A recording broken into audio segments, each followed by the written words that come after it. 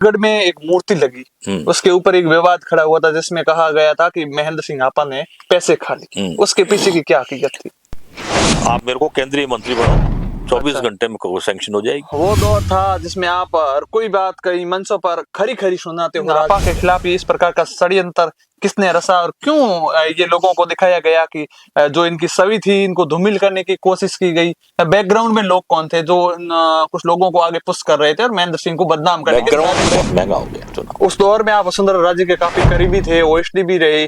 उस समय शेरगढ़ का गणित कैसा था? समीकरण कैसे थे? कैसे जातिवाद की राजनीति को आप बोल रहे थे कि भाई पैनोरमा के लिए जब आपने पूरी डिजाइन तैयार कर दी गई, फिर ऐसा क्या हुआ कि उस पैनोरमा को लोग उस समय बनने नहीं दिया? जो मूर्ति लगनी थी सेंटर में वहां पे लगी नहीं, क्या हुआ था देवराज जी की मूर्ति? देखो समाज खेत सिंह जी राठौड़ के साथ आपके ताल्लुकात कैसे थे? बहुत अच्छे ताल्लुकात थे। नमस्कार, हूँ सवाई सिंह खारीबेरी और आप देख रहे हो आरसी मीडिया रो तीसरो पॉडकास्ट है। और इन माते पे गांव रो उन लोगों मिलावला जको इन समाज मायने रहने एक अच्छी प्रतिभा रो काम की और देश मायने अपरे पूरे शेरगढ़ क्षेत्र आपा गांव रो नाम रोशन किनो है। हमारे साथे पूर्व सीएम वसुंधरा राजे के ओएसडी रहे महेंद्र सिंह जी साथ में हम इनसे बातचीत करेंगे और इनके जो इन्होंने जो संघर्ष किया है, आखिर जो इनकी मेहनत लगी है, उनके एक जो कहानी है वो हम इन्हीं के मुंह से सुनेंगे। सबसे पहले तो साहब आपका स्वागत है। बहुत बहुत धन्यवाद। जमीन हमारी जहाँ केंद्रीय स्कूल बननी थी उस पर तो पंचायत समिति खड़ी कर दी इन्होंने। ये जो धौकलसर जो वाली जो प्रॉपर्टी है, यहाँ चंद्रशेखर जी ने उद्घाटन किया था सैनिक स्कूल के लिए। वहां तो आपने सरकारी भवन बना दी, तो आपकी लीडरशिप कमजोर है ना। आज तक शेरगढ़ में किसी भी महापुरुष का पनोरमा नहीं बनना, ये आपकी लीडरशिप की कमजोरी है ना। शेरगढ़ में इंडस्ट्रियल एरिया नहीं होना, ये आपकी लीडरशिप की कमजोरी है ना। शेरगढ़ में मंडी का नहीं होना, ये आपकी लीडरशिप की कमजोरी है ना। परंपरा हो, पिता शहीद हो गए तो बेटे को ये नहीं लगा मेरा बाप मर गया, बेटा भी तैयार बैठा है बॉर्डर पे जाके लड़ने के लिए। मैंने एक बार अटल बिहारी वाजपेयी जी को एक चिट्ठी लिखी थी, फिर उन्होंने मुझे बुलाया। मैंने कहा आपका जितना वजन है ना, आप 90 किलो के होंगे, और शेरगढ़ तहसील की विधवाओं के जब आप बक्से खोलोगे ना तो उनमें जो मेडल निकलेंगे उनका वजन ताकड़ी में हम रख दें और एक तरफ आपको बैठा दें तो आपका वेट कम होगा। ये बहुत वीरता का काम था। इतने मेडल हमारे शेरगढ़ के घर घर में है। उस समय माताओं ने अपने बेटों को खोया, ठीक है ना। यहाँ के बच्चों को ये पता नहीं था कि ताजमहल कहाँ है, मगर यहाँ के बच्चों को ये पता था 56 एपीओ कहाँ है, कारगिल कहाँ है, बटालिक कहाँ है, द्रास कहाँ है। क्योंकि उसके पिताजी की पोस्टिंग का वो जब चिट्ठी आती थी तो गांव में पढ़ने वाला बच्चा भी ये कहता था कि हमारे पापा कारगिल है, हमारे पापा बटालिक में है। शेरगढ़ आखे भारत एक, निपटी जावे जा नरा टणका ही रिटेक। पूरे हिंदुस्तान के अंदर अकेला एक ऐसा शेरगढ़ परगना है जहां पीढ़ी दर पीढ़ी वीरता, शौर्य और बलिदान की गाथाएं एक रीति की तरह निभाई जा रही है। जैसे दुर्गादास का इतिहास पढ़ के आगे बढ़ता हूँ, जिन्हें देश निकाला दिया गया था। इस देश में गांधी को गोली मारी गई जिसने आजादी दिलाई, समझे आप। ईसा मसीह को ही तो सूली पे चढ़ाया गया था और मीरा का ही तो जहर का प्याला पिलाया गया था। मगर वो व्यक्ति हो या महापुरुष हो, जाने के बाद दुनिया याद किसको करती है? मुझे जो राव देवराज जी के आशीर्वाद से मिला वो यहाँ के विधायकों को अगले 100 साल तक नहीं मिल सकता। मुझे पूरा हिंदुस्तान जानता है। हमारे माननीय विधायक, मैं तो नाम लेके कहता हूँ, बाबू सिंह जी राठौड़ ने एक नहीं कोई 50 बार ज्ञापन लेके आए कि इसको ओएसडी पद से हटाओ। अच्छा। लोगों की हंसी का पात्र बन के खड़े रह गए थे, लोग हंसते थे। सबसे पहले तो आपका जो छोटा सा परिचय है वो दर्शकों के साथ हो जाए। मेरा नाम महेंद्र सिंह राठौड़ है, गांव हापा। मेरे पिताजी श्री लक्ष्मण सिंह जी राठौड़ जोधपुर विश्वविद्यालय में स्पोर्ट्स बोर्ड के निदेशक पद से रिटायर हुए 1999 में। मेरे पिताजी की कैप्टनशिप में राजस्थान फुटबॉल में नेशनल चैंपियन रहा है और पश्चिमी राजस्थान में जितने भी स्पोर्ट्स से जुड़े हुए लोग हैं वो सारे तकरीबन सभी मेरे पिताजी के स्टूडेंट रहे हैं। मेरे दादो साहब जोधपुर स्टेट फोर्सेस के अंदर इंस्ट्रक्टर थे और रॉयल कैडेट्स के वो इंस्ट्रक्टर थे। ये तो है मेरा परिचय। बाकी हमारा परिवार जो है काफी लंबा चौड़ा परिवार है। मेरे फादर 9 भाई थे। मेरे काउक्सा भीम सिंह जी 1977 में ऑल इंडिया युवा जनता पार्टी के अध्यक्ष थे, जब चंद्रशेखर जी मेन जनता पार्टी के अध्यक्ष हुआ करते थे। सबसे बड़े पिताजी हमारे तगत सिंह जी महाराज अणु सिंह जी के को पायलट थे, एनसीसी के आउटस्टैंडिंग ऑफिसर रहे और लगातार 3 साल तक चौपास स्कूल के हेड परफेक्ट रहे। उनसे छोटे बड़े पिताजी गुमान सिंह जी लंबे समय तक शिक्षण कार्यों से जुड़े रहे हैं। उन्होंने 1977 में जनता पार्टी के टिकट पर चुनाव भी लड़ा था, राजनीति में भी काफी सक्रिय रहे हैं और देवरा समाज के गठन में उनकी अभूतपूर्व भूमिका रही है। ये एक छोटा सा परिचय हमारा है। हापा गांव है और हम पीलवा से उठकर यहाँ आए हैं। हमारे पूर्वज हापे जी गायों की रक्षात्म में झुंझार हो गए थे। उनका सर ओढ़ाणिया गांव है जैसलमेर जिले में, वहां गिरा और धड़ देड़ा गांव में आके गिरा। उस वक्त हमें देड़ा गांव के देवराजों ने चौथा हिस्सा हापे जी के परिवार को दिया, तब जाकर हापा गांव बसा। आपकी स्कूलिंग कैसे हुई, कैसे ग्रामीण परिवेश में लेकर रहकर आपने शिक्षा अर्जित की? चूंकि मेरे पिताजी जोधपुर विश्वविद्यालय में स्पोर्ट्स बोर्ड के डायरेक्टर थे, तो मेरी पूरी शिक्षा जोधपुर में पहली क्लास से लेकर 10वीं क्लास तक मैं आदर्श स्कूल में पढ़ा। 11वीं क्लास मैंने हनुमंत स्कूल से पास की। फिर डॉक्टर बनना चाहता था, पीएमटी का एग्जाम दिया, मगर 1-2 नंबर से रह गया। वेटनरी मेरा सिलेक्शन हुआ, उसमें मैं गया नहीं। फिर मैंने लाचू कॉलेज से बीएससी की। फिर मैंने एमएससी जोधपुर विश्वविद्यालय से की। उसके बाद भाभा एटॉमिक रिसर्च सेंटर की एक वैकेंसी आई, जिसमें जूनियर साइंटिफिक असिस्टेंट की वैकेंसी थी, जिसमें 4 फर्स्ट क्लास मांगे गए थे। चूंकि मैं थ्रू आउट मेरी लाइफ में हमेशा फर्स्ट डिवीजन पास हुआ हूं, तो मेरा Bhabha atomic research centre Mumbai में सिलेक्शन हो गया। वहां मैंने 3 साल जॉब की। उसके बाद मैं प्राइवेट सेक्टर में मल्टीनेशनल कंपनी क्लिक निक्सन में आ गया और क्लिक निक्सन कंपनी का गोठन में व्हाइट सीमेंट और व्हाइट सीमेंट पेंट का प्लांट जब एस्टेब्लिश हुआ, तो मैं एज ए प्रोडक्शन मैनेजर 2 साल तक गोठन में रहा। और गोठन के बाद मैंने अपना खुद का रियल एस्टेट का बिजनेस स्टार्ट किया।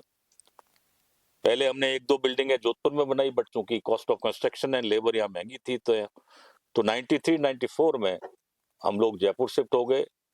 भैरव सिंह जी की गवर्नमेंट में हमने ये प्रपोजल दिया कि आवास की समस्या का यदि निदान चाहते हैं तो हमें हाई राइज बिल्डिंग्स की तरफ जाना होगा, और हमने गवर्नमेंट द्वारा अप्रूव्ड अपार्टमेंट्स जयपुर में बनाने का कार्य स्टार्ट किया और इस तरीके से रियल एस्टेट में आ गए। इस दौरान जब मैंने एमएनसी में नौकरी की, तो मुझे एमबीए की आवश्यकता हुई और फिर मैंने मास्टर ऑफ बिजनेस एडमिनिस्ट्रेशन किया, डिप्लोमा इन एक्सपोर्ट मैनेजमेंट भी किया और अपने व्यापार पर पूरा ध्यान दिया। जब शुरुआती आप इतने स्ट्रगल करके वहां तक पहुंच गए, तो फिर आप अचानक जो उस समय की मुख्यमंत्री वसुंधरा राजे के ओएसडी रहे, उस समय अचानक कैसे बदलाव हुआ और अचानक एक ग्रामीण क्षेत्र का जो युवा है, जो अचानक वहां तक कैसे पहुंच सकता है?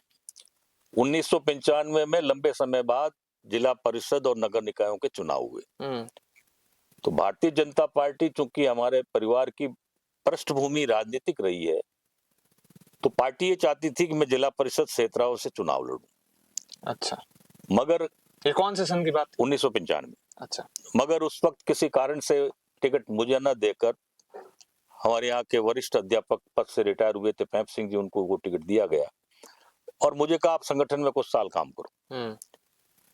तो हम भारतीय जनता पार्टी के संगठन में कार्य करने लगे और 1999 में मुझे नारायण बेड़ा जब जिलाध्यक्ष बने, तब मुझे जोधपुर ग्रामीण का महामंत्री बना दिया गया। बतौर महामंत्री हम लोगों ने गांव-गांव, ढाणी-ढाणी पहुंचकर पार्टी को मजबूत किया और इधर 1998 में भारतीय जनता पार्टी बुरी तरह से हार चुकी थी। हमारी 32 सीटें ही आई थी और माननीय गहलोत साहब 155 सीट के साथ राजस्थान के मुख्यमंत्री बन गए थे। तो चूंकि गहलोत साहब का यह गृह क्षेत्र था, तो हमारे ऊपर थोड़ा प्रेशर ज्यादा था, ज्यादा मेहनत करनी थी। तो हमने सभी जातियों को साथ लेकर भारतीय जनता पार्टी का एक बहुत मजबूत आधार यहाँ पैदा किया और उस रणनीति के तहत हमने पहले प्रदेश कार्य समिति की बैठक जोधपुर में कराई, उसके बाद जन्ना कृष्णमूर्ति राष्ट्रीय अध्यक्ष थे, नरेंद्र जी मोदी हमारे संगठन महामंत्री थे, तो हमने राष्ट्रीय कार्य परिषद की बैठक भी जोधपुर में कराई। तो यहाँ का सारा काम देखकर पार्टी को लगा कि संगठन में यदि आगे कुछ काम करना है तो हमें इन लोगों को साथ लेना होगा।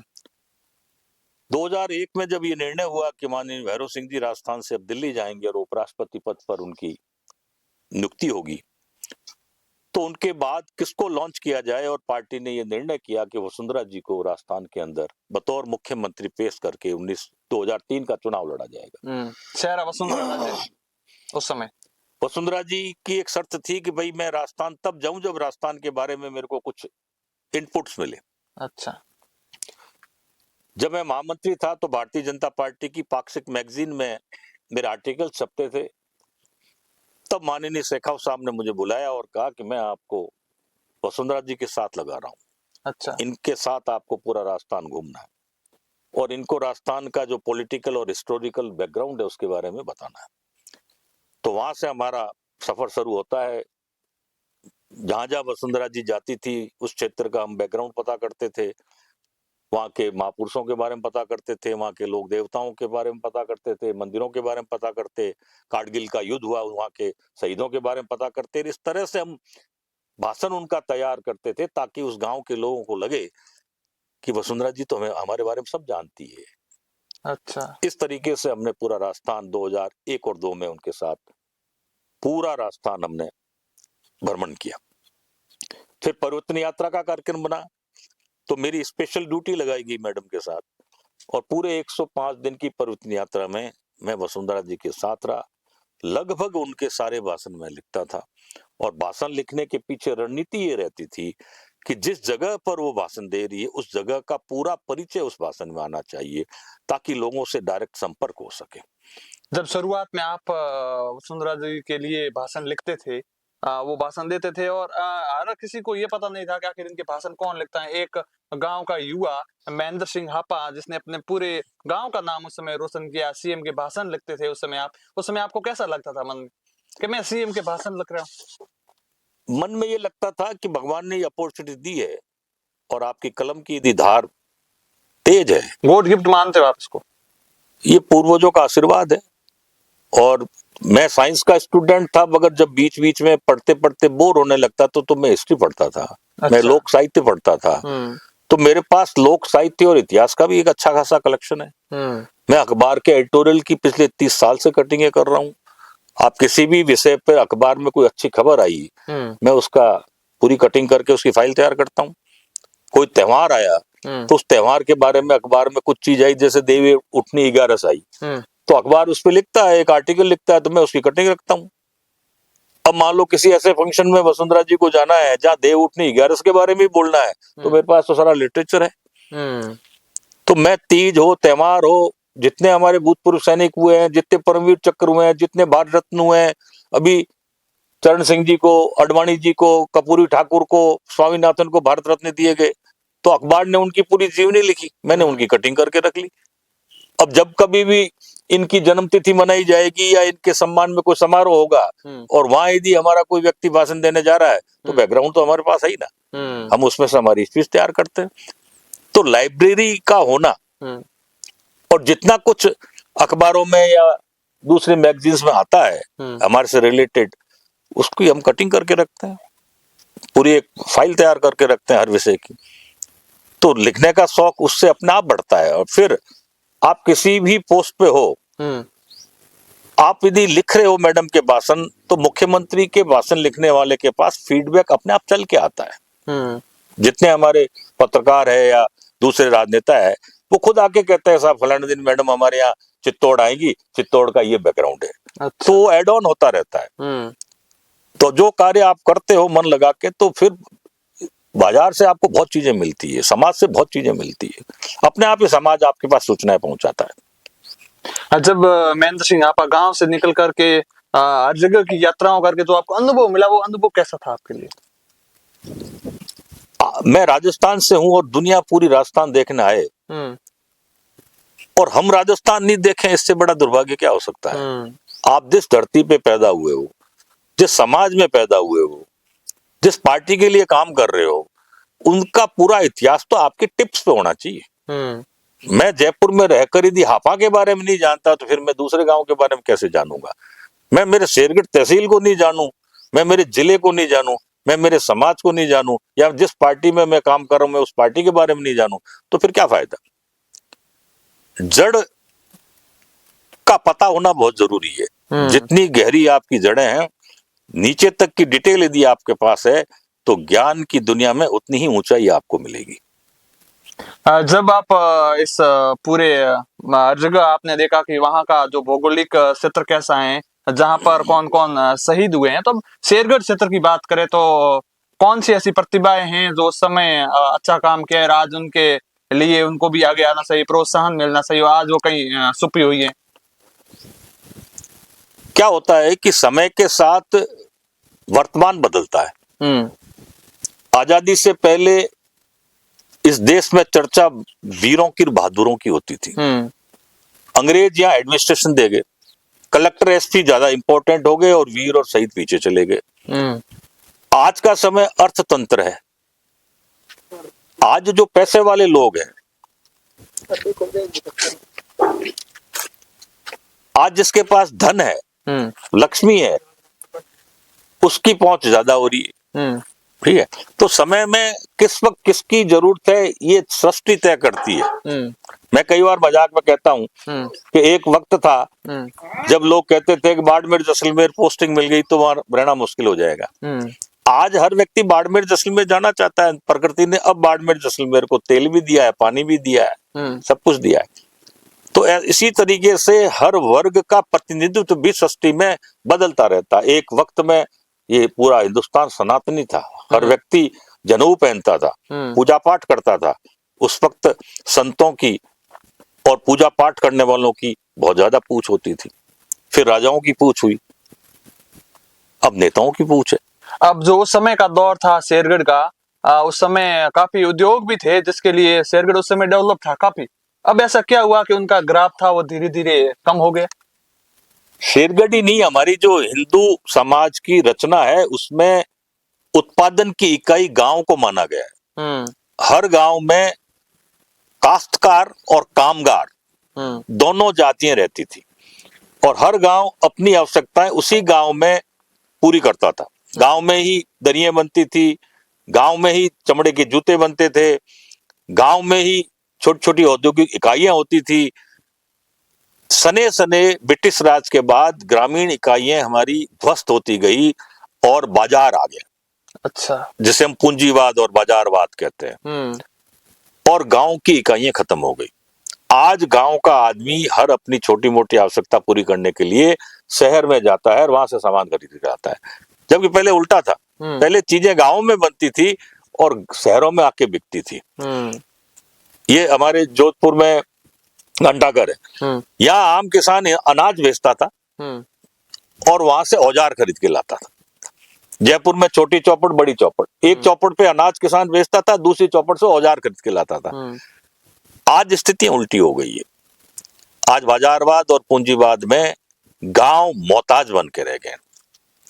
पहले गांव का प्रॉफिट जागीरदार को जाता था, जागीरदार से राजा को जाता था, राजा से महाराजा को जाता था।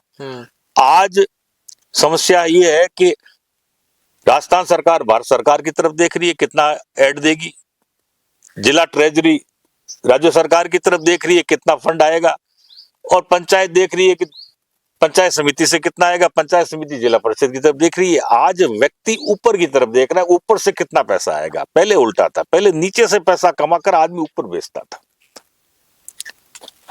उस दौर की बात करें जब आप पूर्व मुख्यमंत्री वसुंधरा राजे के साथ, उस समय के भी कुछ रोचक किस्से होंगे, खूब को याद होंगे। खूब राजनीतिक किस्सों से भरी पड़ी है। उस समय की सियासत कैसी थी? सियासत दिनों दिन व्यक्तिवादी हो रही है। अच्छा, ठीक है। पहले सिद्धांतों की पॉलिटिक्स थी। कुछ सिद्धांत कांग्रेस के थे, कुछ बीजेपी के थे, और उस सिद्धांतों की राजनीति में इनके खुद के अपने अपने वोट बैंक थे। आज सिद्धांत वहीन राजनीति है। आज जिसको यहाँ टिकट नहीं मिला वो उस पार्टी से टिकट ले आता है, वहां नहीं मिला तो तीसरी पार्टी में चला जाता है। तो एक तो सिद्धांत विहीन राजनीति हो गई, दूसरा व्यक्तिगत आरोप पहले कभी नहीं लगते थे। हमने खेत सिंह जी के साथ खूब पॉलिटिक्स की है, हम उनकी नीतियों की आलोचना करते थे और वो हमारी नीतियों की आलोचना करते थे। व्यक्तिगत रूप से मित्र थे। व्यक्तिगत रूप से तो हम मित्र थे। आज नीति तो है ही नहीं, आज तो सब व्यक्तिगत ही बोला जा रहा है, जितना कुछ बोला जा रहा है बिलो द बेल्ट, जितने हमले कर सको करो। दूसरा, शेरगढ़ जैसी तहसील में चुनाव का खर्चा नगण्य होता था। गांव में, प्रत्येक गांव में 5-7 बड़े बुजुर्ग व्यक्ति हर जाति में होते थे, उनसे आके नेता मिलते थे, वो अपने परिवार को और गांव को बोल देते थे भाई इनको वोट देना आपने को। आज तो घर घर तक जाना पड़ता है, हर व्यक्ति को कन्विंस करना पड़ता है, कन्विंस करने के बाद भी, हाँ बनने के बाद भी भरोसा नहीं कल वो आपको वोट देगा कि नहीं देगा। तो फाइनेंशियल इन्वॉल्वमेंट इतना ज्यादा हो गया है कि आज चुनाव लड़ना हर एक के बस का काम नहीं है, बहुत महंगा हो गया चुनाव। उस दौर में आप वसुंधरा राजे के काफी करीबी थे, ओएसडी भी रहे। उस समय शेरगढ़ का गणित कैसा था, समीकरण कैसे थे, कैसे जातिवाद की राजनीति होती थी, या फिर उस समय आपका जो दौर था उस समय आपके मन में कभी नहीं आया कि मैं चुनाव लड़ूं खुद? शेरगढ़ 200 विधानसभाओं में आज तक एक ऐसी विधानसभा है जहां दोनों ही पार्टियां आजादी के बाद से राजपूत को टिकट दे रही है। कारण है कि यहाँ राजपूत बहुत ज्यादा संख्या में मतदाता है। तो एक तो ये, दूसरा लंबे समय तक खेत सिंह जी यहां से विधायक रहे। तो व्यक्ति लंबे समय तक रहता है तो स्वतः ही, चाहे कितना भी काम कर ले, स्वतः ही उसके खिलाफ लोग पैदा हो जाते हैं। तीसरा फैक्टर 2003 में ये रहा कि हिंदुस्तान की 65% पॉपुलेशन आज के दिन 40 साल से कम उम्र की है। तो युवा मतदाता इतने ज्यादा हो गए और बुजुर्ग कम हो गए, तो नेचुरल है बीजेपी का कैंडिडेट युवा था, वसुंधरा जी की लहर थी और वो चुनाव जीत गया। और खेत सिंह जी ओल्ड एज में थे, बुजुर्गों के वोटर कम थे और कांग्रेस की लहर उस वक्त थी नहीं, तो वो अपनी खरी बात के कारण ही हुए हैं। चाहे दुर्गादास राठौड़ लो, दुर्गादास जी क्या थे, एक साधारण किसान के बेटे थे, और जब महाराजा जसवंत सिंह जी के ऊंट उनके खेत में आ गए, उन्होंने सर काट दिया उन ऊंटों का, और जसवंत सिंह का ये क्यों किया कि साहब आपके ऊंट मेरे खेत में कैसे आ गए। इस बात पर जसवंत सिंह जी को लगा कि इस आदमी में दम है। तो ऐसे उदाहरण भरे पड़े। बीरबल में क्या क्वालिटी थी, वो बाहुबली तो था नहीं, मगर वो खरी बात कहता था, और इसीलिए अकबर के 9 रत्नों में से 5 तो हिंदू थे जो खरी बात कहते थे। तो आपको यदि किसी बड़े व्यक्ति के साथ काम करना है तो आप अपना नफा नुकसान मत देखो, आप उस व्यक्ति का नफा नुकसान देखो, और वो तभी पता लगेगा जब आप खरी बात कहोगे। मैं वसुंधरा जी के साथ 8 साल रहा हूँ, मुझे जहाँ लगता था ये आदमी गलत है और यहाँ चिपक रहा है, मैं बोल देता था। उस समय कभी आप वसुंधरा मैडम के सामने भी बेबाकी से यही बात रखते थे? मैं तो लिख के देता था। लोग तो बोलते कि मैं तो राइटिंग में लिख के देता था कि मुझे ये चीज नजर आ रही है, और मेरा काम है। राजा मालिक आपका नाराज हो चाहे खुश हो, being a true Rajput it's your duty कि आप उसको हकीकत से आगाह करें, भले वो नाराज हो जाए। जो भी कहें खुली मुंह पे कहें, बिल्कुल कहो, और मुझे डर नहीं लगता है। और ये जो बहादुरी है ना, ये तब आती है या तो आपके पास नॉलेज हो, आपके पास इंफॉर्मेशन हो, सूचनाएं हो, और तीसरा आपके पीछे ईमानदारी का बैकग्राउंड हो। आप भ्रष्ट आचरण से कभी किसी को खरी बात नहीं कह सकते। शेरगढ़ में एक मूर्ति लगी, उसके ऊपर एक विवाद खड़ा हुआ था जिसमें कहा गया था कि महेंद्र सिंह आपा ने पैसे खा लिए। उसके पीछे की क्या हकीकत थी? सबसे अच्छा पैसे खाने का तरीका है राजनीति। अच्छा। मैं 5 साल सेम का उजडी रहा। अच्छा। मुझे एक आदमी ये आके बता दो आप कि जिसने ये कहा को रिश्वत के नाम पे महेंद्र सिंह ने मेरे से चाय पी हो। तो मैंने जब राजनीति में किसी की रिश्वत के नाम पे चाय नहीं पी, तो मैं समाज का पैसा कैसे खा जाऊंगा? तो ये कहानियां गांव के अंदर कैसे बनी, कैसे इनको आगे करके सुनाया गया? मेरे दादोसा आर्मी में ऑफिसर थे। अच्छा। पिताजी स्पोर्ट्स बोर्ड के डायरेक्टर, मैं साइंटिस्ट रहा, रियल एस्टेट का बिजनेस करता हूं, मेरा भाई सीनियर ऑडिटर है, हमारे जौईसा आर्मी में कर्नल रिटायर हुए। मेरे खानदान में 4-5 लाख रुपए की पेंशन आती है आज के दिन, समझे आप? और जिन्होंने बदनाम किया उनकी 4 पीढ़ियां एक भी नौकरी में नहीं थी, ना उनके पिताजी नौकरी में थे, ना उनके दादाजी नौकरी में थे। तो उनसे पूछो ना कि इमारतें कहां से बनी है। हमारे तो सर्विस में है लोग, अच्छी तनख्वाहें ले रहे हैं, सारे अफसर थे। विश्वास वो करता है जिसको आगे बढ़ने में की ताकत नहीं होती। महेंद्र सिंह आपा के खिलाफ ये इस प्रकार का षड्यंत्र किसने रचा और क्यों ये लोगों को दिखाया गया कि जो इनकी छवि थी इनको धूमिल करने की कोशिश की गई? बैकग्राउंड में लोग कौन थे जो कुछ लोगों को आगे पुश कर रहे थे और महेंद्र सिंह को बदनाम करने की बैकग्राउंड साजिश रची में गई? जो भी लोग थे उन सब के कुछ इंटरेस्ट थे कि उनको ये लग रहा था कि आने वाली नई पीढ़ी में हमारे बच्चे चुनाव जब ही लड़ पाएंगे या टिकट ले पाएंगे जब तक महेंद्र सिंह को दूर नहीं किया जाए। अच्छा, महेंद्र सिंह को कमजोर किया जाए। ठीक है। हाँ। इसमें बहुत बड़े लोग थे क्योंकि उस वक्त हम शेरगढ़ जो है बाड़मेर में आता था। अच्छा। मगर वो आज भी उनके बच्चे सफल नहीं हुए हैं। वो चाहे 5 चुनाव लड़ ले चाहे 10 चुनाव लड़ ले, ठीक है ना। आप किसी की छाया में नहीं पनप सकते। आपको पनपने के लिए खुद को, मेरे पिताजी पॉलिटिक्स में नहीं थे। अच्छा। मेरे काकोसा थे, मेरे बड़े फादर थे, मगर मेरे पिताजी तो कभी पॉलिटिक्स में नहीं थे, ना मेरे दादू सा थे। ना आपने कोई अभी तक कोई चुनाव लड़ा? मैं जब जोधपुर विश्वविद्यालय में पढ़ा, इन बिटवीन 79 to 89 विश्वविद्यालय में चुनाव ही नहीं होते थे। उस समय नहीं होते थे? हाँ, बैन थे चुनाव, तो हमने तो विश्वविद्यालय का चुनाव भी नहीं लड़ा। फिर भी आज स्टेट लेवल की पॉलिटिक्स करते हैं। तो जरूरी नहीं है कि राजनीति के लिए आपको चुनाव ही लड़ना पड़े। हजारों ऐसे कार्यकर्ता है हमारे जिन्होंने कभी चुनाव नहीं लड़ा, चुनाव लड़वाए, मगर राजनीति में उनका कभी कद छोटा नहीं हुआ। लोकतंत्र में हर विधानसभा से, हर गांव से सरपंच भी बनेगा, एमएलए भी बनेगा, बट लीडर कितने बने? अच्छा, नेतृत्व तो कितने जनों ने? मैं इतने ऐसे लोगों को भी जानता हूं जो एक बार नहीं, 7-7, 8-8 बार एमएलए बन गए, मगर वो लीडर नहीं बन पाए।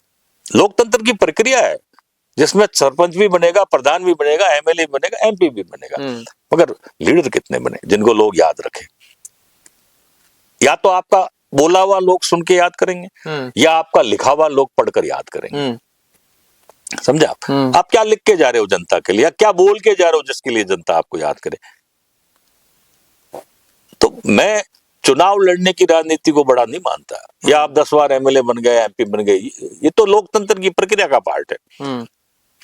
आप बनकर विधानसभा में कितनी बार बोले? जैसे भैरव सिंह जी थे, केत सिंह जी थे, ये वो लोग थे जो विधानसभा में रोज बोलते थे, स्टेट के हित में बोलते थे, और जब वो बोलते थे तो लोग उन्हें सुनते थे।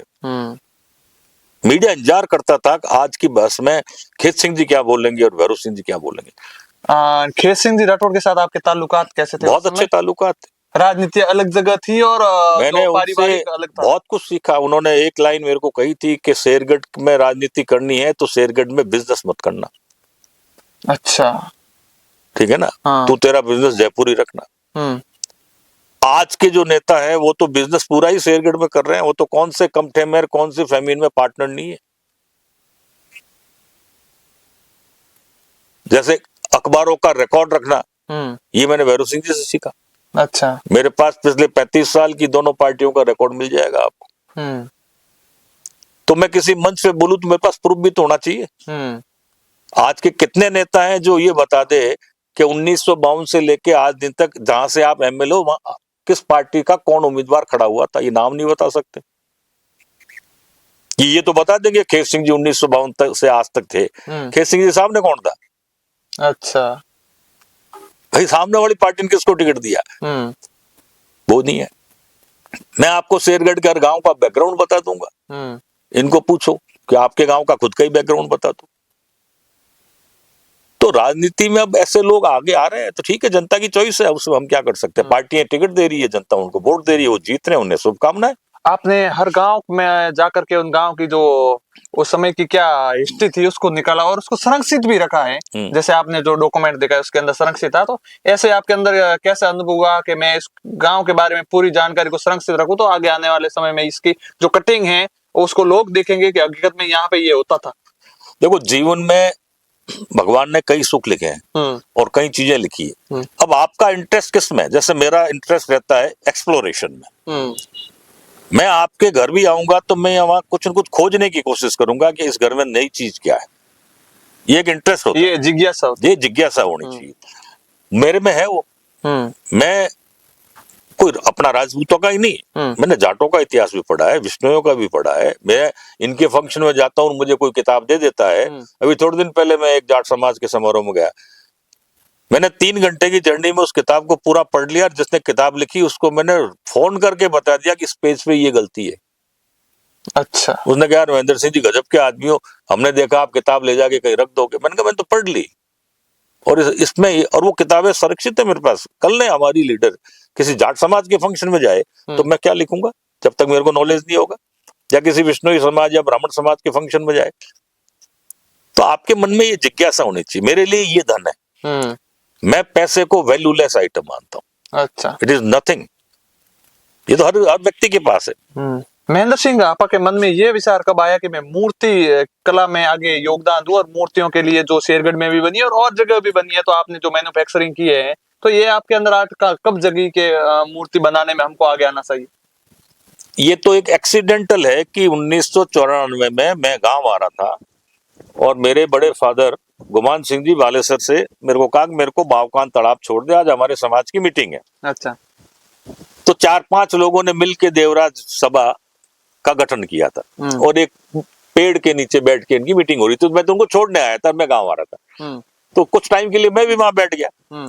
तो बात आई भाई अपने को क्या करना चाहिए, कैसे करना चाहिए। तो मैंने मेरा सुझाव दिया कि जब तक कोई स्मारक नहीं बनाओगे तब तक आपका एजेंडा क्या, स्मारक के तले ही हम इकट्ठे हो सकते हैं। तब मैंने उनको सुझाव दिया कि मूर्ति बनानी चाहिए। तो क्या मूर्ति कैसे बनती है, क्या होता है, मैं वो पता करेंगे। तो एक रीमा आहूजा करके जयपुर में मूर्तिकार है जिन्होंने पुलिस मेमोरियल, SMS हॉस्पिटल के बाहर मूर्तियां बनाई, मैं उनके पास गया। तो उन्होंने कहा कि मैं जो मूर्ति बनाती हूँ वो मॉडर्न आर्ट है।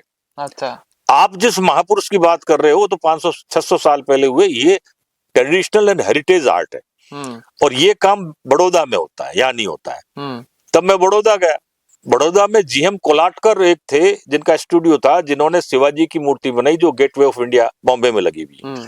उनके एक शिष्य आनंद शर्मा, उनसे बात की तो उन्होंने कहा मैं मूर्ति बड़ौदा में बनाऊंगा। तो हमारी कॉस्ट बढ़ रही थी, तो हमने उनको सारी फैसिलिटी अवेलेबल करी। फिर उन्होंने जयपुर में अपनी फंडनेस लगा के मूर्ति बनाई। अब मूर्ति होती कैसी है, हमारे पूर्वज थे कैसे। तो हिस्ट्री के लिए हमने 5 लोगों की एक कमेटी बनाई जिसमें नार सिंह जी जसोल, नारायण सिंह जी भाटी, रानी लक्ष्मी कुमारी जी चुंडावत वगैरह को।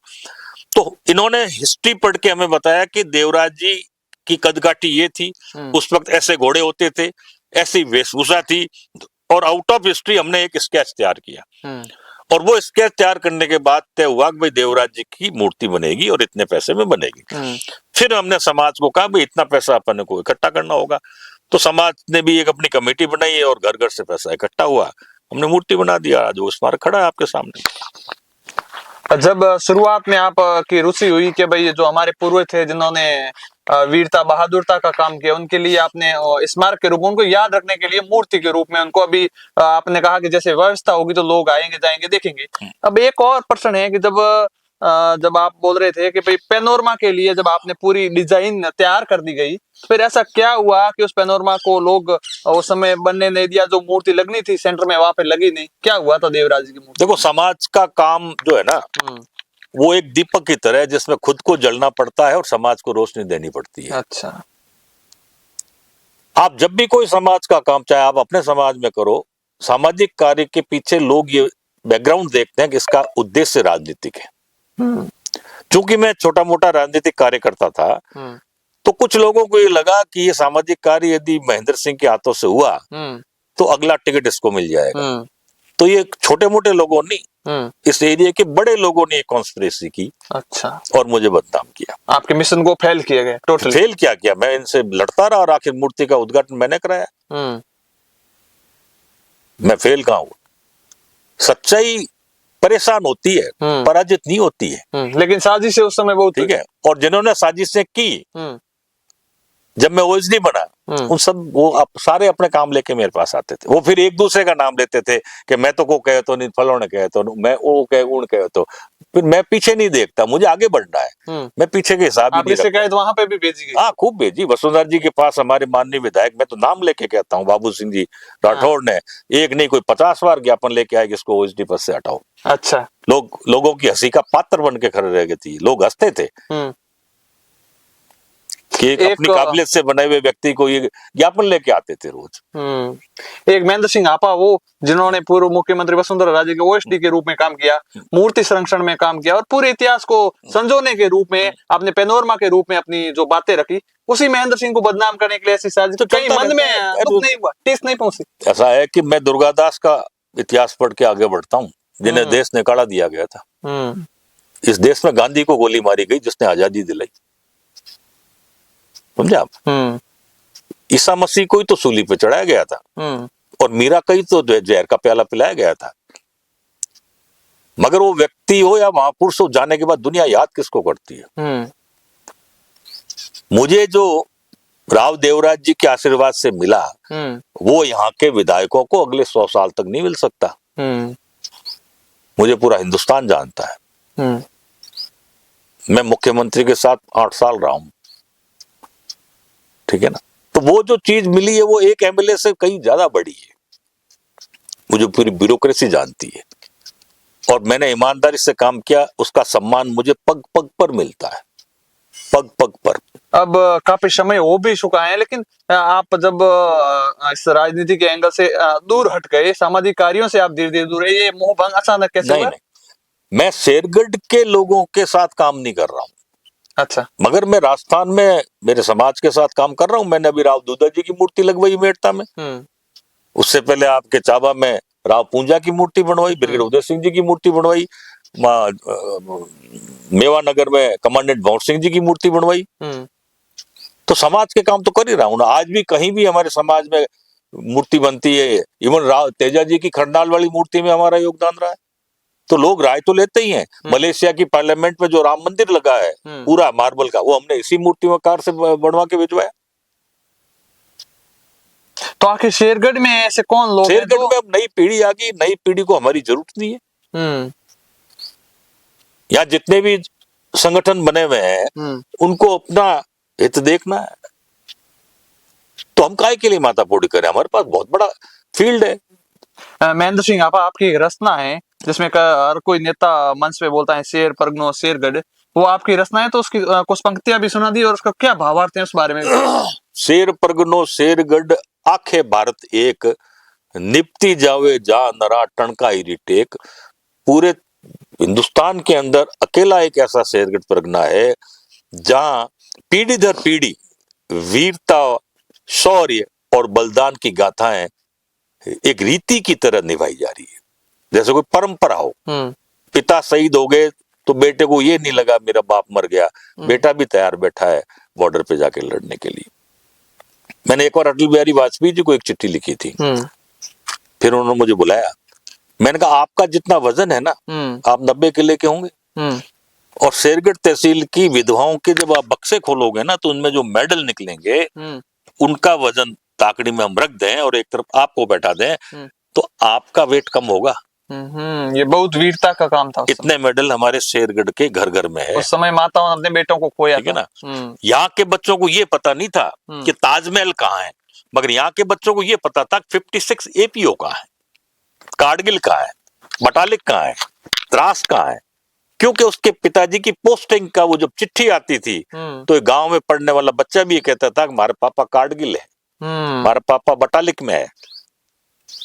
तो बॉर्डर की जितनी चौकियां हैं वो यहाँ के गांव के बच्चों को उनको नाम पता थे। एक और बड़ा प्रश्न था आपसे, आप काफी समय से ओएसडी भी रहे, ये क्योंकि शेरगढ़ शूरवीरों की भूमि है, तो यहाँ पर जो शूरवीर हुए हैं उनको काफी को शहीद का दर्जा नहीं मिला, तो उसमें की क्या स्थितियां थी? ये प्रक्रिया क्यों होती है, क्यों नहीं शहीद का दर्जा मिलता है? देखो, शहीद का दर्जे की पुरानी प्रक्रिया तो अलग थी। मेजर शैतान सिंह जी को भी शहीद का दर्जा 6 महीने बाद मिला था। उस वक्त उस यूनिट का जो भी ऑफिसर मौके पे होता था वो रिकमेंड करता था कि इस लड़ाई में ये सैनिक ऐसे लड़ा और उस सैनिक के फ्रंट में गन फायर होने चाहिए, ठीक है। और वो फाइल प्रेसिडेंट तक जाती थी, जो राष्ट्रपति सेनाध्यक्ष होता था, तब जाके गैलेंट्री अवार्ड होती थी। अच्छा। अब तो कारगिल की लड़ाई के बाद तो कारगिल तो वॉर था ही नहीं, घुसपैठ थी। आपने घुसपैठ में भी शहीद का दर्जा डाला और अब तो हालत ये ऑन ड्यूटी कोई एक्सीडेंट में भी मर गया है तो उसके घर वालों को भी पैकेज मिलता है, ठीक है, पहले शहीद मेडल से राजी होता था, अब शहीद पैकेज से राजी हो रहा है। ये बदलाव हुआ, ये बदलाव हुआ, ठीक है ना। हमने 14 परमवीर दिए 71 की लड़ाई तक, और उसके बाद लड़ाई हुई नहीं है, फिर भी परमवीर तो दिए जा रहे हैं ना, महावीर तो दिए जा रहे हैं ना। तो सिस्टम ही पूरा चेंज हो गया है। पहले ये सिस्टम नहीं था, पहले बीटो कहता टोपी आई। अच्छा, पार्टी दे नहीं आती थी, खाली सामान नहीं आता था। इस देश में जब तक खिलाड़ी को सिर्फ सर्टिफिकेट और कलर मिला तब तो वो खिलाड़ी था, और जैसे ही क्रिकेट के थ्रू पैसा आने लग गया, बिजनेस हो गया, खेल खत्म हो गया ना। हाँ, अब तो खेल में सट्टा लगता है, है कि नहीं। अब लालसा बढ़ गई है, तो वही चीज हर जगह आई है कि हमने मापदंड बदल दिए हैं। मौत के भी मापदंड होते हैं। अच्छा, कि आपकी मौत लड़ते भी हुई है, भागते हुए हुई है, रोड एक्सीडेंट में हुई है, या आपने तय कर लिया है कि भाई जो भी इस दौरान मरेगा उसको हम शहीद बना देंगे। उस समय राजनीति का दौर था, तो उस समय क्या टिकट के लिए कुछ लेन देन का भी मामला सेटल होता था? जैसे राजनीति में आरोप लगते हैं कि कुछ पैसे नहीं, लेन देन का ऐसा कोई नहीं था, बट अपना पराया तो आज से क्या आदिकाल से चला आ रहा है। शेरगढ़ में टिकटों की बात करें तो कई बार लोग कहते हैं कि शेरगढ़ के जो लोग जनप्रतिनिधि टिकट मांगने के लिए जाते थे, तो उस समय का क्या दौर था, जो किसको टिकट मिलना चाहिए था, उसकी पृष्ठभूमि को देखा जाता था ना, कैसा दौर था उस समय का? जब देश की राजनीति सिर्फ जीताऊ पर आके टिक गई है, तो पृष्ठभूमि कौन देख रहा है? अच्छा, पृष्ठभूमि तो कोई देख ही नहीं रहा ना। पार्टियां सब कहती है कि जीताऊ को देंगे, टिकाऊ को देंगे, ठीक है, मगर जब टिकट बढ़ता है तो न जीताऊ न टिकाऊ देखा जाता है, सारे मापदंड फेल हो जाते हैं। आप जब भाई वसुंधरा राजे के जब ओएसडी थे आप, उस समय शेरगढ़ के टिकट की बात आई तो कभी मैडम ने आपसे भी चर्चा पूछी थी भाई किसको टिकट देना सही, क्या शेरगढ़? 2003 में चूंकि हम बाड़मेर लोकसभा में थे, और बाड़मेर लोकसभा के 8 विधानसभाओं के टिकट उस वक्त के वित्त मंत्री माननीय जसवंत सिंह जी जसोल ने तय किए थे। अच्छा, चूंकि मैं जसवंत सिंह जी की चॉइस नहीं था, इसलिए मुझे टिकट नहीं मिला। अब आपकी बात करें जसवंत सिंह जसोल की, तो उस समय आपके तालमेल कैसे थे और उनका राजनीतिक अनुभव कैसा था? जसवंत सिंह जसोल के बारे में बात करें। नहीं, जसवंत सिंह जी बहुत बड़े नेता थे, विश्व पटल के अच्छे नेता थे, हाँ, बट मैं उनकी चॉइस नहीं था। अच्छा, मैं उनकी चॉइस नहीं, मैं यदि उनकी चॉइस होता तो 3 में मुझे टिकट मिल जाता। उनकी चॉइस बाबू सिंह जी थे, उनको पार्टी ने टिकट दिया, वो जीत गए। उस समय बाबू सिंह और आपकी जो कैसा जो तालमेल था उसमें का? नहीं, बाबू सिंह जी कॉलेज में मेरे से 10 साल पीछे थे, तो हमारी कोई यारी दोस्ती या साथ पढ़ने वाला तो मामला था ही। सीनियर तो थे आप? हाँ, मैं तो 87 में पास आउट हो गया। अच्छा, ये कभी तो आपसे उन्होंने चर्चा नहीं की भाई राजनीति में शुरुआती दौर में जब वो पहली बार राजनीति करने आए थे? वो मेरे से क्यों चर्चा करेंगे, वो खुद अपने आप में एक काबिल राजनीतिज्ञ है। अच्छा, हाँ। लेकिन आप उस समय के जब उनसे सीनियर थे तो जानकारी तो लेंगे ना कि आप वो ये होती है मनसा का, आपको आगे सीखना कितना है। मेरी इच्छा होती थी सीखने की, तब मैं भैरू सिंह जी के, खेत सिंह जी के पास जाता था। आज भी मैं जयपुर के अंदर कोई बुजुर्ग रिटायर्ड पॉलिटिशियन में जाता रहता हूँ, मिलता हूँ, पुरानी बातों में डिस्कस करता हूँ। It depends upon man to man, आप कितना सीखना चाहते हो। अब आपने ये सोच लिया कि मेरे से तो कोई इंटेलिजेंट कोई आदमी नहीं, मैं जीत रहा हूँ इसलिए इंटेलिजेंट हूँ, तो फिर हम क्यों उम्मीद करें कि हमारे पास कोई आएगा। अब आपकी ग्रामीण शैली की बात करें तो आपके पास काफी तथ्य मौजूद हैं कि हमारा पहले ग्रामीण क्षेत्र में ऐसा था, जो आपने काफी बताया कि भाई आखिर शेरगढ़ के क्षेत्र में जो पुराने रूप से पहले कैसे जो काम धंधे चलते थे, और आज वो उनको वापस जीवित करना है उसको, तो कैसी प्रक्रिया करें कि वो वापस काम कोई भी बिजनेस या किसी भी गांव का उत्थान तब तक नहीं हो सकता जब तक सामाजिक समरसता ना हो। मैं पिछले 20-25 साल से देख रहा हूं, शेरगढ़ का सामाजिक ताना बाना तितर बितर हो गया है। जाति के प्रति घृणा बढ़ रही है, और विद इन द कम्युनिटी पैसे वाला और गरीब, ये 2 कैटेगरी तैयार हो गई हर जाति में, ठीक है ना। तो ये चीज खत्म होनी चाहिए। बड़े बुजुर्गों की इज्जत दिनों दिन कम हो रही है, क्यों? उनके पास पैसा नहीं है। आप धनवान को बड़ा मानने लगे हो, अच्छा। आप ज्ञानवान को शून्य मानने लगे हो। इसी शेरगढ़ तहसील में आज से 25 साल पहले अध्यापक की बहुत ज्यादा कीमत होती थी, आज अध्यापक को पूछ कौन रहा है। तो सबसे पहले तो आपको अपने शेरगढ़ के संस्कार खड़े करने होंगे, सामाजिक समरसता का माहौल तैयार करना होगा। एक चीज। दूसरी चीज, राजनीति समाज में एक पार्ट है। समाज के दूसरे काम बहुत होते हैं समाज में। हमने समाज को राजनीति के हवाले कर दिया। हर कार्यक्रम में राजनेताओं को बुलाना, उन्हीं के मुखारबिंद से निकले हुए शब्दों को सुनना और उन्हीं का स्वागत करना, ये हमने एक नया ट्रेंड बना दिया है। ये गलत है। सब कुछ राजनेता नहीं होते, वो राजनीति करे, सामाजिक दूसरे काम भी। आज हर जगह अधिकारी कौन लगेगा ये नेता तय कर रहे हैं, समाज का उसमें कोई हक नहीं है। आप किसी विभाग में जाओगे तो आपका काम पटवारी भी नहीं करेगा जब तक आप किसी राजनेता से फोन नहीं कराओगे। तो समाज की अहमियत क्या रह गई? समाज तो शून्य हो रहा है। वो आपको सीधा कहेगा साहब एमएलए साहब के यहाँ से फोन करो। तो ये जो प्रवृत्ति है ये सने सने शेरगढ़ के लिए बहुत घातक है। महेंद्र सिंह आपा के लिए इस पूरे सफर के अंदर कौन कौन सी दिक्कतें आई, कौन कौन सी बड़ी चुनौतियां आई जिनको आपने फेस किया था? मैं चुनौतियों को मैं मानता ही नहीं हूँ चुनौतियों। मैं संघर्ष किया, मेरे भाग्य में जितना संघर्ष लिखा होगा वो मुझे करना होगा। ठीक है। भगवान राम ने भी तो 14 साल संघर्ष किया था। ठीक। दूसरा, यदि मैं उस पद पे पहुंचा हूं शेरगढ़ तहसील में पैदा होकर, तो कहीं ना कहीं मेरी जन्मपत्री में कुछ योग भगवान ने लिखे। वरना कहाँ वसुंधरा जी धौलपुर की, कहाँ मैं शेरगढ़ का, दूर दूर तक हमारा कोई रिश्ता नहीं। तो कहीं ना कहीं राजयोग लिखा है भगवान ने और ये फिर मिलेगा। अब एक जो शेरगढ़ के अंदर एक कार्यक्रम हुआ था अभी, जिसके अंदर आपका ये वीडियो काफी चर्चा में आया था और मेरे को लोगों ने कहा था कि आप जाओ तो महेंद्र सिंह जी से ये इस बारे में चर्चा भी करना और इनका एक इंटरव्यूज भी लेना। तो आपका यही है कि आपने उस भाषण के अंदर कई बातें कही जिसको कई लोगों ने सुना और कई लोगों ने उसको इग्नोर कर दिया। लेकिन मेरे को एक बात अच्छी लगी, आपने कहा था आखिर राजपूत समाज पहले कहाँ था और अब किस दिशा में जा रहा है? क्यों दारू के ठेकों में महिलाओं के नाम को आगे किया जा रहा है? क्यों ना इस महिला को शिक्षा के क्षेत्र में आगे बढ़ाया जाए? तो ये प्रवृत्ति कैसे चेंज होगी? और आप बिल्कुल कट्टा सटीक बात बोले उस दिन। देखो, मैंने आपको कहा ना, संस्कार। मैं जिस कम्युनिटी से हूँ, जिस परिवार से हूँ, तो मेरी कुछ लिमिटेशंस हैं। ये बिजनेस मुझे करना चाहिए, ये नहीं करना चाहिए। शराब बेचने का काम आदिकाल से कुछ अलग जाति के लोग करते थे, क्षत्रिय नहीं करता था ये काम। आज यदि हमारा समाज यदि शराब की दुकानों में लाइसेंस लेने का ये काम करेगा तो संस्कार के कारण संस्कारहीन हो रहा, तभी कर रहा है। आपने उस समय ये भी कहा था कि मैं पहले कभी ऐसे कार्यक्रमों में नहीं आया, मैं पहली बार इस मंच पे आया हूँ। तो आपके पीछे वो क्या बातचीत हुई थी और आपका आने का कारण क्या था कि मैं लोगों को क्या बताऊं? कभी बुलाया नहीं गया तो मैं जबरदस्ती कैसे जाता?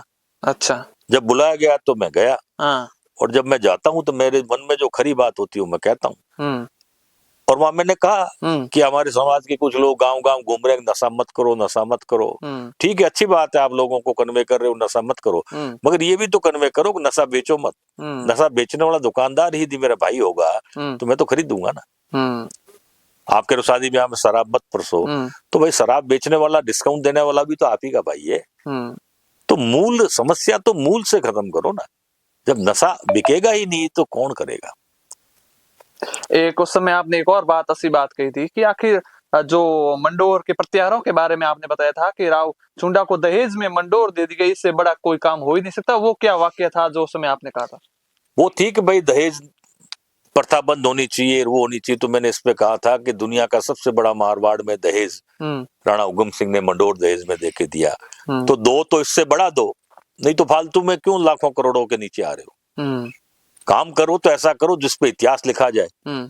या तो मंडोर से बड़ी रियासत अपने जमाई को दहेज में दो ना, वो आप नहीं दे सकते तो फिर क्यों पैसा खर्च कर रहे हो? इसी तरीके से जब महाराजा उमेश सिंह जी का स्वर्गवास हुआ था तो पूरे मारवाड़ में मृत्यु भोज हुआ था। लाखों की तादाद में लोग खाना खाने आए थे। तो तुम 12वें पे 24 कोड़ियां 25 कोड़ियां कर रहे हो, उससे क्या फर्क पड़ना? करो तो फिर महाराजा उमेश सिंह जी से बड़ा करो ना। तो जब हम हाईएस्ट लेवल का कोई एग्जाम्पल सेट नहीं कर सकते तो बीच के खर्चों से क्या फायदा? ये कुरीति नहीं होनी चाहिए समाज में। जब उस समय की आप बात करते हैं तो उस समय जो इंदा प्रत्यार थे, जब मंडोर को दहेज में दे दिया गया तो वापस उनको कुछ गांव दिए थे। उस समय की क्या कहानी थी? क्योंकि कुछ लोगों को इस बात का अभी तक जानकारी नहीं है पूर्ण रूप से कि हकीकत में उस समय हुआ क्या था।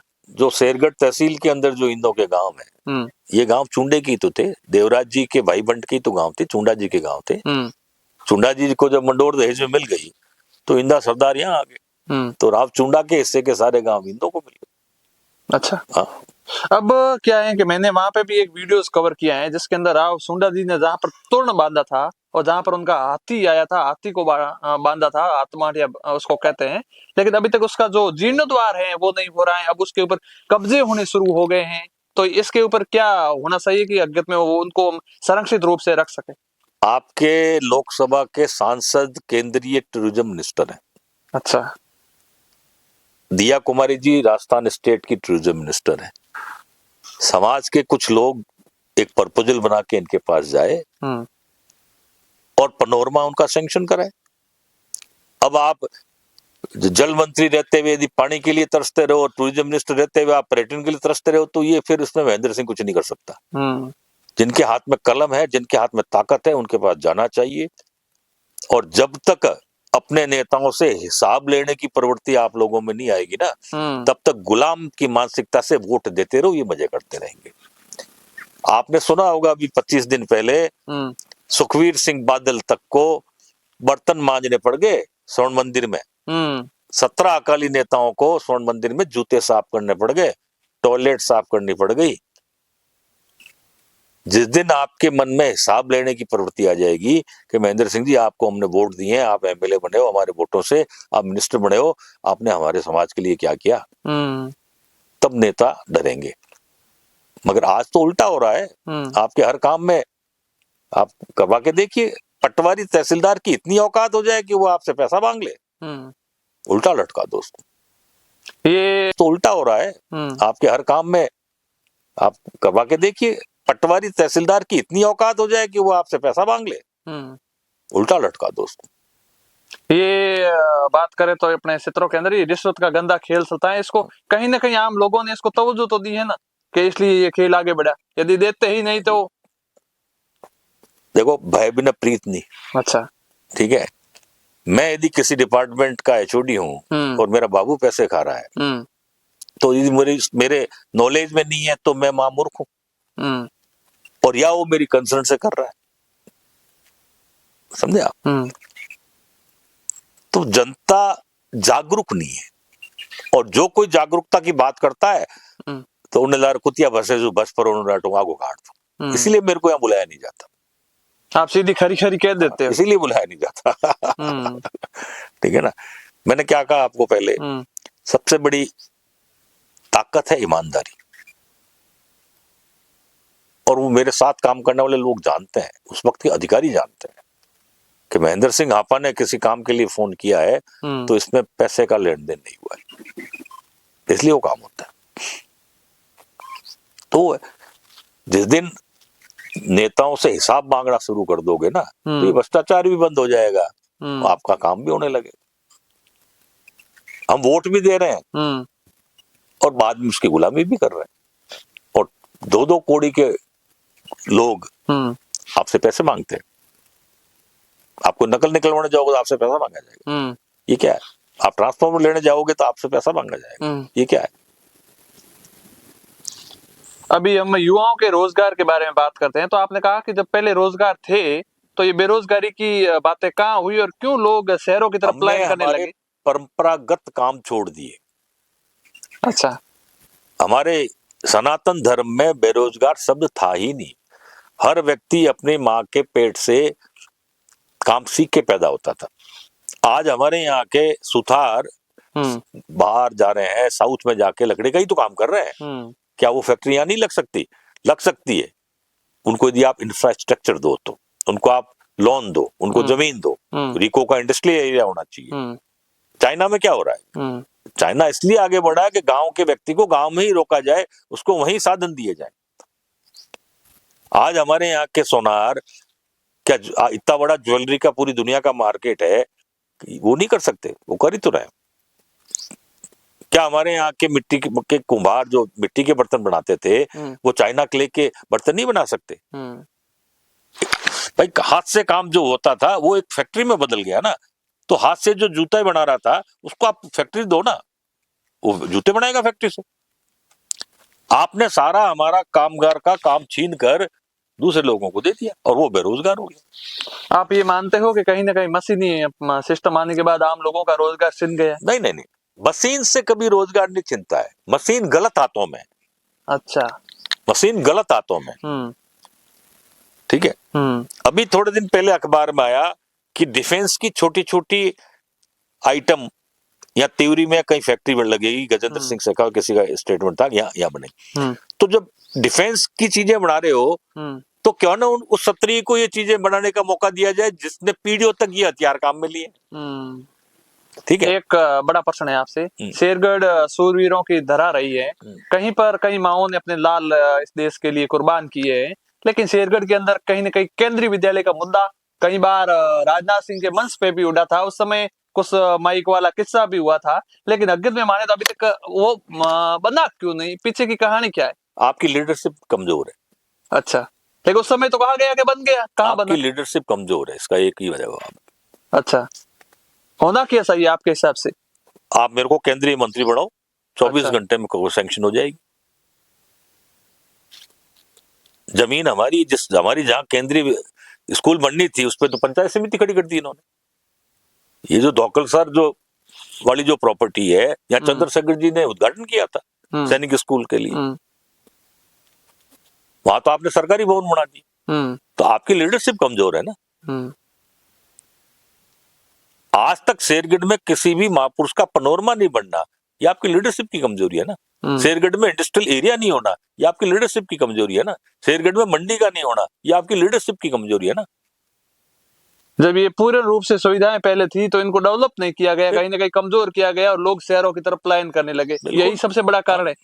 तो ये चीजें तो आप उनसे पूछो ना जो अभी आपको के लीडर है, उनसे तो हम बात कर नहीं रहे। हम तो इसी में खुश है कि हमारा बंधु हावड़ होगा और में बड़े टूट गौर हो, बस। आपकी इच्छाएं सीमित है। आपने इतना बड़ा माइनिंग का एरिया, इतना राजस्व आप शेरगढ़ से देते हो, उसके बदले में सरकार से आपके पास क्या आता है? गांव जो सड़कें हैं ना और जो नालियां बनी हुई है वो वहां की मंडियों से बनती है। ऐसी सड़कें शहर में नहीं होती, इतनी बढ़िया आरसीसी की सड़कें और नालियां, क्योंकि वहां का किसान इतना ज्यादा रेवेन्यू सरकार को देता है तो सरकार उसको बदले में उसके गांव का विकास भी करती है। ठीक है।